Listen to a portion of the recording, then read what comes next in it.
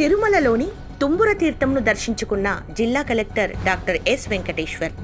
తిరుమలలోని తుంబుర తీర్థం శ్రీ వెంకటేశ్వర స్వామి ఆలయానికి ఉత్తర దిక్కున ఉంటుందని, ఈ తీర్థంలో స్నానం చేయడం వలన సమస్త పాపాలు తొలగిపోయి మోక్షం లభిస్తుందని, ప్రతి ఒక్కరూ కూడా సందర్శించాల్సిన తీర్థమని జిల్లా కలెక్టర్ డాక్టర్ ఎస్ వెంకటేశ్వర్ తెలిపారు.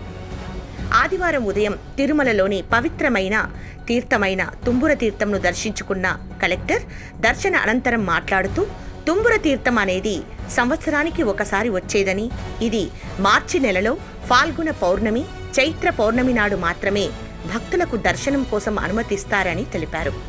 ప్రతి సంవత్సరం మార్చిలో ఫాల్గుణ పౌర్ణమి నాడు మాత్రమే భక్తులు దర్శనం కోసం అనుమతి ఇవ్వడం వలన చాలా మంది భక్తులు తుంబుర తీర్థమును దర్శించుకోలేకపోతున్నారని అన్నారు.